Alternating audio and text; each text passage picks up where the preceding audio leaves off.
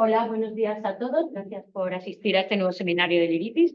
Hoy el seminario lo da Natalia Bastón Paz, que se licenció en farmacia en la Universidad de Santiago de Compostela. Luego realizó la especialidad en microbiología y parasitología en Gran Canaria. Luego, posteriormente, eres una trotamundos.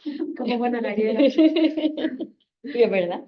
Es verdad, porque luego está también en Tarragona, bueno, pero finalmente se vino con nosotros en el año 2022 en el grupo de la doctora Rosa del Campo y actualmente tiene un contrato Río Ortega y además pues forma parte del programa PEDIF, por lo que nos da este seminario que nos gustaría que lo dieses independientemente del programa PEDIF. Y nada, muchas gracias, Natalia, cuando quieras.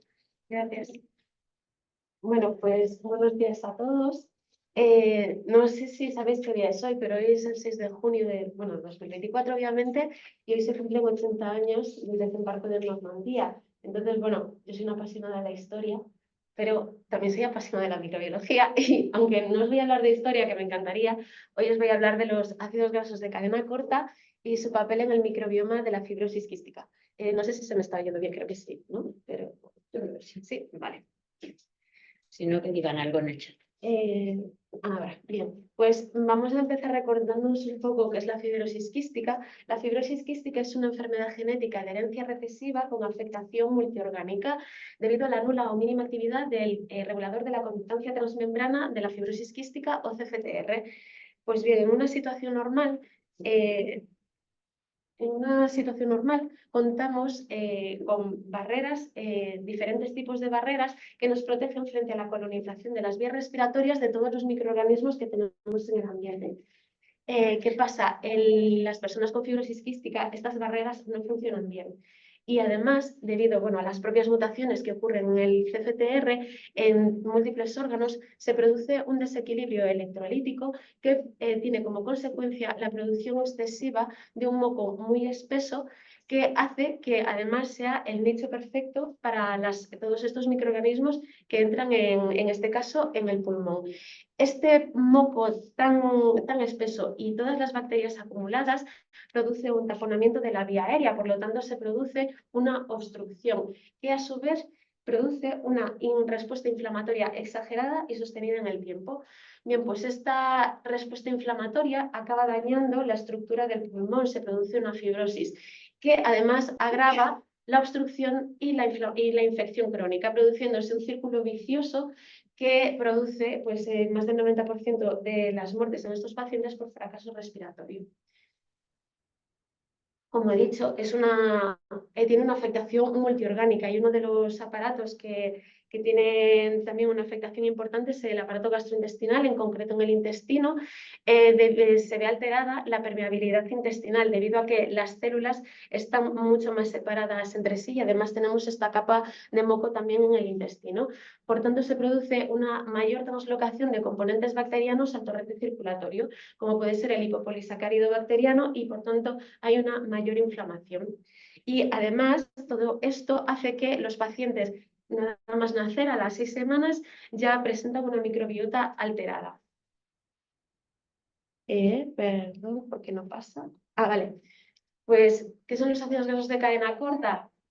Estos serían el bando aliado de Normandía, ¿vale?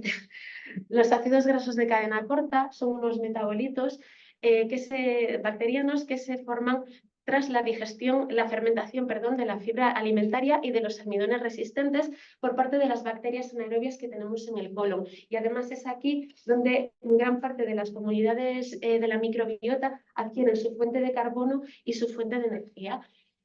Los ácidos grasos de cadena corta, estos son los principales: ácido acético, ácido propiónico y ácido butírico, no solo ejercen sus efectos a nivel del intestino, también pueden llegar a órganos más distantes, por ejemplo en el pulmón, porque se pasan al torrente circulatorio también. Entonces, tras la hidrólisis microbiana de los carbohidratos que son indigeribles, se produce el piruvato, que es el principal precursor de los ácidos grasos de cadena corta, ya sea por vía glucolítica a partir de las hexosas y las deoxiexosas, pero también por vía de la pentosa fosfato a partir de las pentosas. Las vías de producción del acetato son las más comúnmente extendidas en diferentes clases bacterianas y se alcanza una mayor concentración en el lumen intestinal. No así pasa con el butirato y el propionato, que estas vías son más conservadas y son más específicas de sustrato. Gracias a la metagenómica, pues podemos saber qué géneros, incluso especies, están implicadas en la producción de estos ácidos grasos de cadena corta.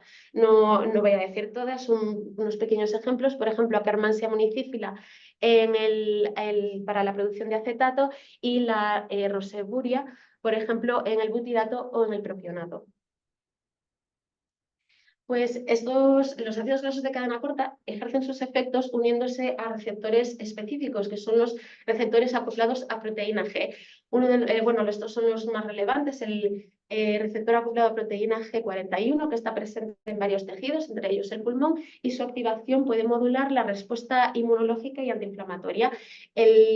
El receptor acoplado a proteína G número 43 es similar al número 41 y también está presente en varias células del sistema inmunológico y otros tejidos, y también pues, su activación por los ácidos grasos de cadena corta puede tener efectos antiinflamatorios y estar implicada en la homeostasis inmunológica.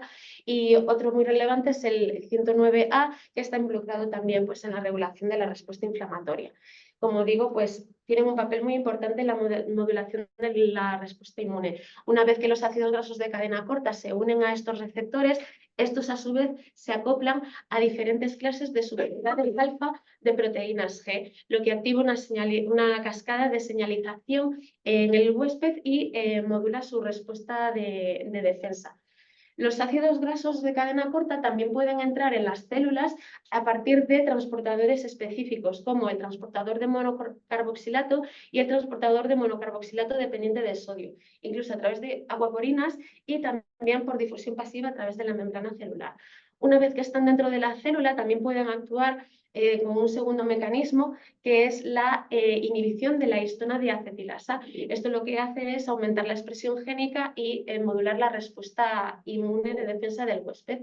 Y por otro lado, otro mecanismo puede ser el propio metabolismo de los ácidos grasos de cadena corta para producir una actividad celular. Pueden entrar en la vía de la beta-oxidación de los ácidos grasos o pueden convertirse en acetilcoenzima A partir de la acetilcoenzima A sintetasa. Y todos estos efectos también tienen un papel muy importante en la integridad de la barrera intestinal, puesto que los ácidos grasos de cadena corta, concretamente el butirato, tienen un papel muy importante para mantener la salud intestinal y la homeostasis en los colonocitos. Utilizan las células epiteliales intestinales, utilizan los ácidos grasos como fuente de energía, aumentando la producción de ATP, y gracias a eso lo que hacen es poder hacer un mantenimiento de la capa celular y una renovación de las células. Y por otro lado, el butirato pues, también tiene propiedades epigenéticas, que puede modular la transcripción de genes implicados en la función barrera y que están implicados en la respuesta inmune, como ya hemos visto. Por ejemplo, disminuyendo la producción, aquí creo que se ve un poco mal, sí, lo siento,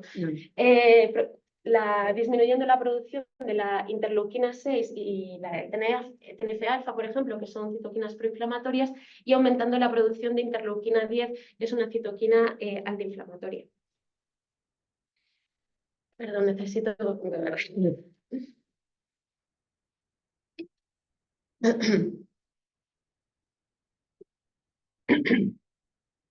Los ácidos grasos de cadena corta también presentan un efecto protector, como impedir el establecimiento de bacterias que son potencialmente patógenas a nivel intestinal.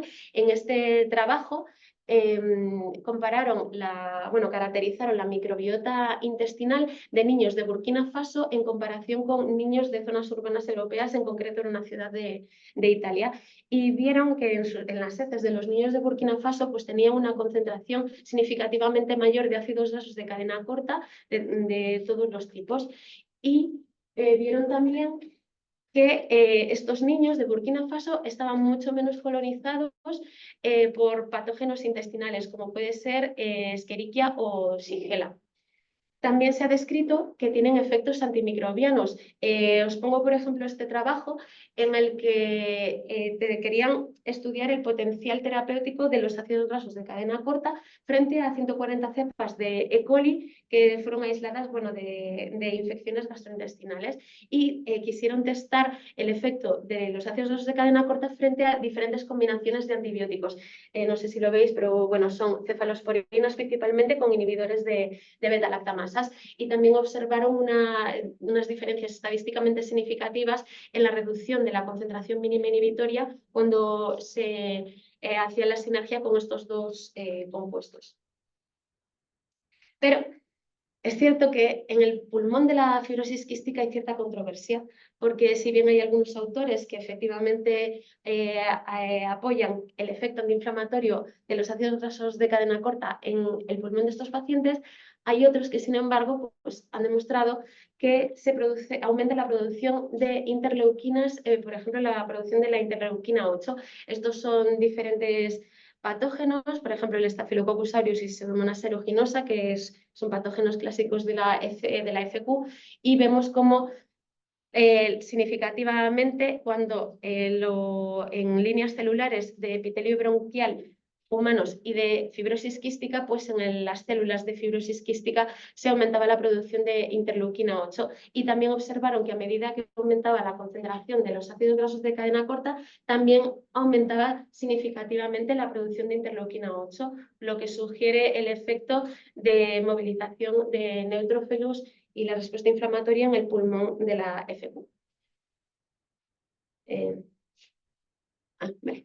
Y bueno, ¿por qué nosotros tenemos interés en el estudio de estos compuestos? Pues porque podrían servir como biomarcadores diagnósticos y pronósticos, principalmente como indicadores de la salud intestinal, lo que se relaciona este indicador con una posibilidad en la predicción de resultados clínicos, por ejemplo, en una exacerbación pulmonar, ya que pues, la salud intestinal está íntimamente relacionada con la salud pulmonar, y también como predictor de desarrollo de adenomas colónicos, porque se sabe que los pacientes de fibrosis quística, debido a esta alteración de la microbiota y esta inflamación crónica, tienen más riesgo de desarrollar cáncer colorectal que una persona que no tenga fibrosis quística. También nos servirían para monitorizar terapias, por ejemplo, para evaluar intervenciones dietéticas y evaluar también el impacto de probióticos y de prebióticos, así como ya todo lo que hemos visto, evaluar la modulación de la respuesta inmunitaria e incluso hacer terapias personalizadas. Pues bueno, de aquí la importancia de que es importante no solo estudiar cuál es nuestra composición, es decir qué es lo que hay. No es tan relevante siempre y cuando es relevante estudiarlo siempre y cuando se acompaña de qué es lo que hace esta comunidad que tenemos, ¿verdad? Yo, por ejemplo, quiero poner el símil de lo que hacemos en clínica. Cuando hay una sospecha de una infección y nos mandan una muestra, aislamos el microorganismo posiblemente responsable y le decimos al médico, pues es una Pseudomonas aeruginosa. Y nos dirá, perfecto, pues con tu identificación ya puedo ir ajustando un poco el tratamiento. Pero, ¿qué hace esa Pseudomonas aeruginosa? Pues damos un antibiograma para que se pueda ajustar el tratamiento aún más y y que el paciente pueda tener una evolución adecuada. Pues os voy a presentar lo que estamos haciendo. Estos son nuestros pacientes de fibrosis quística. En este estudio hemos incluido 39 pacientes, la mayoría son hombres, un 56,4%, con una mediana de edad de 30 años, entre un rango de 7 y 66 años. El 41% presentaba la mutación F508del de forma homocigótica. Esta mutación es de clase 2 y es de peor pronóstico en esta enfermedad. Y el 56,4% era heterocigoto F508del. También recogimos datos de peso y de percentil en el caso de los niños. 75% estaba por debajo del percentil 50. Es importante tener en cuenta el peso, ya que cuanto menor peso, peor función pulmonar. Por eso también es interesante tener este dato. Y bueno, otras características, el 82% de los pacientes presentaba insuficiencia pancreática, casi el 50% tenía una diabetes relacionada con la fibrosis quística, el 15% una enfermedad hepática relacionada con la fibrosis quística. Y bueno, aquí es relevante decir que el 35,9% presentaba una colonización patogénica crónica por Pseudomonas aeruginosa en las vías respiratorias, obviamente, y el 53,8% por Staphylococcus aureus. Casi el 77% estaba en tratamiento antibiótico inhalado y estaban en tratamiento también algunos pacientes con otros fármacos moduladores del CFTR. 5,1% Lumacaftor y Bacaftor, y no sale aquí, no sé por qué, la mayoría de los pacientes estaban en tratamiento con Tezacaftor y Bacaftor, y había un porcentaje pequeño que no tenía ningún modulador. También registramos, obviamente, datos de función pulmonar. Está dividido por categoría de edad. En los menores de 18 años, pues casi el 88% presentaba una función pulmonar media, que también lo podéis ver aquí representado. Los niños son los rombos naranjas. Como los niños han empezado antes con tratamientos moduladores, pues no se les ha fastidiado tanto el pulmón. Por eso pues es normal que tenga una función pulmonar en media normal. Y solamente había una niña que presentaba una función pulmonar severa, estaba casi en el 30%, tenía el pulmón fatal para entrar en lista de trasplante. De los adultos, pues al contrario, como es normal, el 29% presentaba una función pulmonar normal media y el 71% pues estaba en moderada severa. Aquí es una distribución en función del sexo y en función de la función pulmonar, pero bueno, no hay diferencias. Entonces, ¿cómo hemos hecho para saber qué comunidades hay? Pues bueno, hemos hecho extracción de ADN en heces y esputo. Cada paciente nos daba una muestra de heces y una muestra de esputo recogida en el mismo día. Hemos hecho secuenciación metagenómica y a continuación pues análisis bioinformático. Estos son los resultados de la composición. Como podéis ver, la alfadiversidad, que es basada en el índice de Chao-1, que es lo que se representa aquí, podemos ver que la alfadiversidad en las heces es significativamente mayor que la de los esputos. Y aquí en este PCOA se representa la betadiversidad basada en el índice de Bray-Curtis, con también una diferencia estadísticamente significativa, y vemos que los esputos estaban más dispersos, mientras que las muestras de heces se agruparon entre sí, indicando que las comunidades microbianas son más similares en las heces. Esto, bueno, que lo siento porque no se ve, pero bueno, es simplemente para que veáis la diferencia de composición entre las heces y los esputos. Aquí podemos ver, pues bueno, es que no se ve, lo siento. Pero bueno, que sí que se ven determinados patrones. Parece que estos pacientes sí que tienen una composición bastante similar y estos son más parecidos entre sí. Y para evaluar qué es lo que hacen, pues hemos utilizado los ácidos grasos de cadena corta. ¿Y cómo los podemos determinar? Pues bueno, en el laboratorio contamos con un cromatógrafo de gases acoplado a espectrometría de masas, que nuestras compañeras Ana Moreno y Esther Palacios han hecho un trabajazo y con muchísimo esfuerzo poniéndolo a punto. Y bueno, básicamente este cromatógrafo, este aparato lo que hace es identificar compuestos individuales en muestras muy complejas, y para eso se necesitan ambas tecnologías. Un cromatógrafo de gases que separa los compuestos en función de sus propiedades físicas y químicas, y un espectrómetro de masas que identifica estos compuestos en función de su masa-carga, habiendo hecho obviamente un procesamiento previo de las muestras, que no os lo voy a contar porque bueno, es bastante complejo y largo, pero en nuestro caso, de estas mismas muestras de heces y esputo que nos daban los pacientes, utilizamos para secuenciación, tomamos 30 miligramos de heces y 100 microlitros de esputo para procesarlos para el masas. Entonces, os quiero contar así un poco por encima cómo funciona. Una vez que tenemos procesada la muestra, la inyectamos con una jeringa en el cromatógrafo de gases, que viene a ser un horno que está muy a alta temperatura, entonces la muestra se vaporiza y puede transportarse a través de esta columna gracias al helio que utilizamos como carrier. La elección de la columna es crucial. Evidentemente no hay una columna universal, depende de lo que quieras detectar, pues necesitas una columna u otra con diferentes propiedades. y aquí es donde se separan los compuestos en función de sus propiedades físico-químicas, como he dicho antes. La longitud de la columna es bastante importante porque la nuestra mide 15 metros y cuanto más larga es la columna, mejor se separan los compuestos y mejor se resiste la temperatura. Entonces, una vez que los compuestos sean separados en función de su diferente tiempo de retención, pasan al espectrómetro de masas, donde son bombardeados con electrones para provocar la ionización de la molécula. Y estos iones cargados positivamente se aceleran en un campo eléctrico y se separan posteriormente en un campo magnético en función de su masa carga. Esto es lo que podemos detectar y obtenemos picos de cada compuesto. Si bien obtenemos huellas iónicas similares, podemos identificar los compuestos porque tenemos los tiempos de retención. Esto sería, bueno, la interfaz del software, es el software Promelion. Aquí en la parte izquierda pues está, bueno, nuestro patrón y el listado de muestras.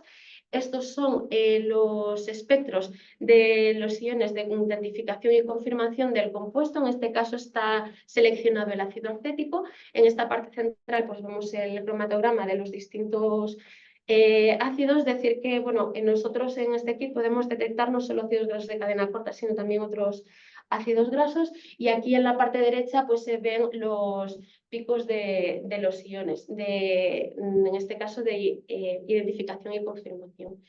Tenemos dos métodos de análisis, uno de ellos es el modo Full Scan, que está basado en el rango de tipo de retención y de masas, y lo que hace es que podemos encontrar muchísimos compuestos en toda en la muestra que inicialmente no estábamos buscando.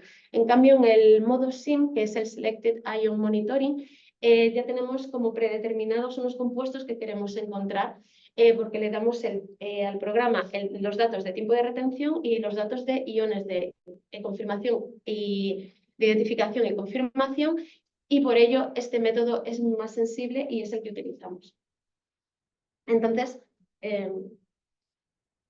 estos son los datos que hemos sacado.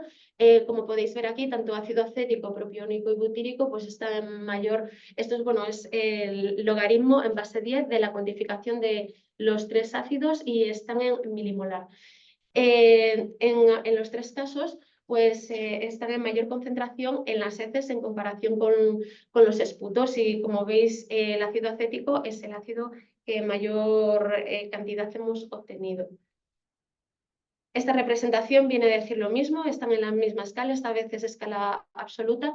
El ácido propiónico se detectó en mayor cantidad en comparación con los otros tres, en las heces con un valor medio de 4,76 milimolar y en los esputos de un valor medio de 1,53 milimolar. El ácido propiónico en las heces 1,48 y en los esputos 0,48. Y el ácido butírico 1,40 y en los esputos 0,06 milimolar. Entonces, debido a que el ácido butírico, pues aparte de que tiene un efecto antiinflamatorio, tiene como efectos beneficiosos más potentes que el ácido acético y el ácido propiónico, y además tiene actividad antineoplásica, nos hemos fijado en este compuesto y nos dimos cuenta que 31 de los 39 pacientes, casi el 80%, tenía una concentración en el pulmón menor a la media que calculamos, y de ellos el 60% presentaba una función pulmonar moderada severa. Entonces quisimos ver si estaba relacionada pues, la composición y funcionalidad con la función pulmonar en nuestros pacientes, y para ello repetimos los análisis de composición en heces, diferenciando dos grupos, el grupo de moderado severo y el grupo de normal medio. Lo mismo, la alfa diversidad, perdón, basada en el índice de CHA1, aquí no había diferencias estadísticamente significativas, pero sí que las había en la beta diversidad. Esta es la composición, también que sí que esta vez sí que es un poco más fácil, se pueden ver patrones más similares en los pacientes con función pulmonar normal media que con los pacientes con función pulmonar moderada y severa. Para los esputos, en este caso la alfa diversidad sí que fue estadísticamente significativa, era menor en el grupo moderado severo, pero aquí la composición en la beta diversidad no fue estadísticamente significativa. Y aquí lo mismo, aquí sí que podemos ver pues, patógenos claramente establecidos en la función pulmonar moderada y severa. Este color de aquí, el beige extraño, es la Pseudomonas aeruginosa, y este, por ejemplo, pues es Achromobacter psilocybin, que son dos patógenos claramente de FQ. Y aquí vemos también patrones pues, diferentes. Y quisimos ver en concreto la concentración de butirato si se relacionaba con la función pulmonar. Tanto en heces como en esputo, pues no vimos una correlación lineal de este compuesto y la función pulmonar en ambos compartimentos. Aquí no tengo datos de acetato y propiónico, pero bueno, que también los queremos analizar. Y por último, aquí gracias a la inestimable ayuda de Raquel Barbero, mi compañera, quisimos estudiar en nuestros metagenomas la posible funcionalidad en base a la información genética. Entonces, esto es un diagrama del metabolismo del butirato. Cada cajita representa una enzima diferente que cataliza una reacción en concreto. El color naranja en el color naranja se considera a los pacientes que tienen, los 5 pacientes que tienen menor concentración de butirato en heces, y el color azul son los 5 pacientes que mayor concentración de butirato tienen. Y así a simple vista, esto lo hemos sacado esta semana, por lo cual no hemos podido investigarlo en profundidad, pero os lo quería mostrar.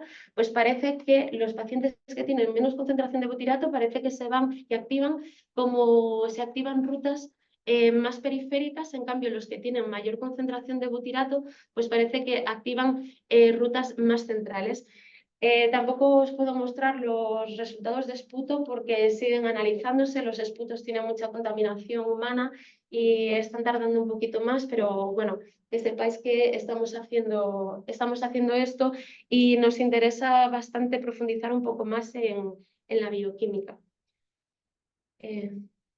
Vale, y como futuros pasos, y ya para acabar, pues lo que queremos hacer es, como estos pacientes que tienen la mutación F508del son candidatos a un nuevo fármaco que se ha aprobado, que es el Elexacaftor, perdón por la rata, Elexacaftor, Tezacaftor y Bacaftor, queremos comparar sus efectos a tiempo cero, es decir, antes de empezar el tratamiento, y un año después de estar con el tratamiento. Queremos analizar la composición, no solo general, también nos queremos fijar un poquito más en los productores de butirato y en las bacterias, sobre todo las bacterias relacionadas con cáncer colorectal. También queremos analizar otra vez los ácidos grasos de cadena corta, tanto en heces como esputo, a tiempo 0 y a tiempo 12. También vamos a realizar análisis de metaproteómica en colaboración con la UCM, que tampoco pues, os puedo presentar resultados de esta primera parte. Y queremos fijarnos también mucho en la nutrición, ya que estos fármacos moduladores deben darse con comidas grasas. ¿Qué pasa? Que cuando pensamos en una comida grasa no nos viene a la cabeza un aguacate, nos viene a la cabeza otras cosas.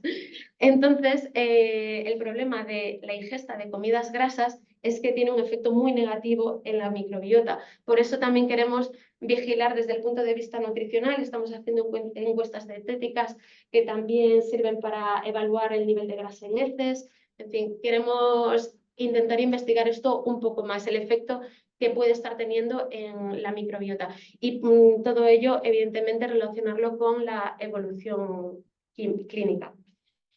Y nada, eso es todo. Muchas gracias. Y si tenéis alguna pregunta, pues adelante.